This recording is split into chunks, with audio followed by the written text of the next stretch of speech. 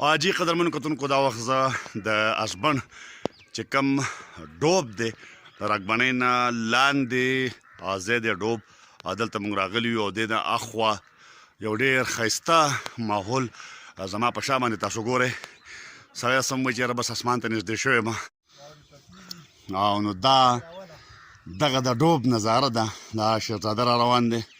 شهزاده سره بل ملګری دی هغه بیخي دغه سر دی بیا دغه سره هغه سر دی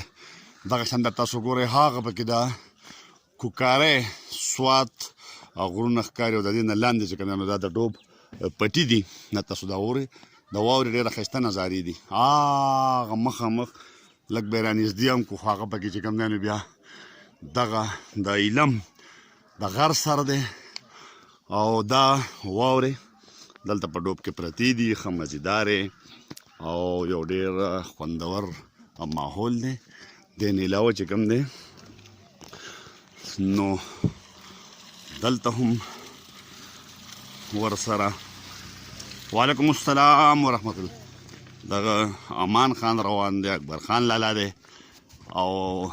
دا بره ځنګل دلته هم دغه واوره پرته ده او دا هغه خواص ده که نه هغه دغه چې ولاړه ده دغه ناوګۍ ده ورسره بیا ده چې کوم دی نو لاندې دا و دېځګې نه به یو ډېر دغه ورکو هغه دا خو د انګورو بابا سر دی سوات ته په هغه سره هغه چې کوم دی کوکارۍ غرونه دي دا نږدې دا د هغې نه را بیا د هغه غرونه د هغه ځای نه راغلي دي او دغه شانته چې کوم دی نو ورسره بیا دغه غر دی دغه سرونه دي بیا چې کوم دی نو بیا دا سرونه دي بیا ورسره چې کوم دی نو دا دي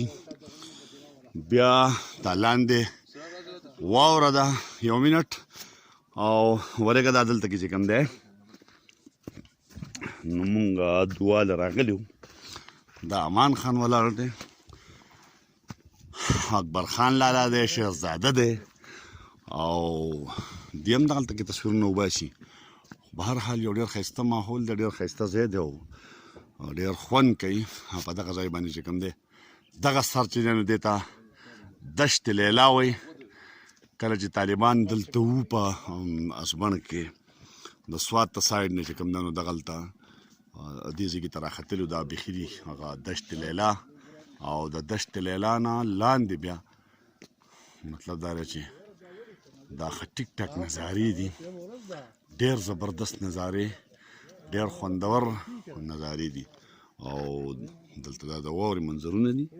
او ډېر زیات ورسره بره دا چې کوم دی نو بیا په دې طرف باندې دغه ځنګل دی د آخري سر دی د راګبڼۍ او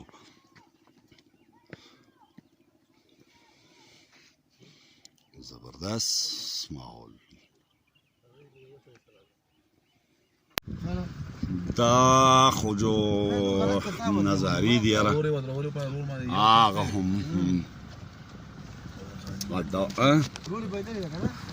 دا پکې چې کوم دی نو بیا دا چې کوم دی نو دا لاندې کم کلی دی کشمیر ډیران او ډیری او دغه ورسره بیا چې کوم دی نو د اسبن ښایسته ویو چې دی نو دا ښکاره شوه د ټوریزم دپاره هم دا علاقه چې کوم دی نو دا خپل یو ټیک ټاک ښایست لري او ټوریسټان چې سوات ته کوم خلک ځي د هغې دپاره دا لنډه لاره هم ده دغه هم ده ګرینري لاندې پکې بیا چې کوم دی نو ځنګلي دي سره کشمیر اخون بابا دغه د اسبن ویلي زبردست بهرحال خوندور علاقې دي هغه پکې چې بیا د تالاش سره مخامخ چې کوم دی د برچړی غرونه ښکاري او دغه د لړم سر دی هلکه کوزې که نه کوزې شاته وخېژه هلکه بس ته ورکړه دغه مه وایه خیر ده دا یوه دا ما ویډیو کومه او د دې اسبن او د کشمیر او لاندې پکې چې کوم دی نو دا ټولې علاقې موږ کوو چې دې خلکو ته وښیو چې یاره دا روډ ډوب ته تللی take down.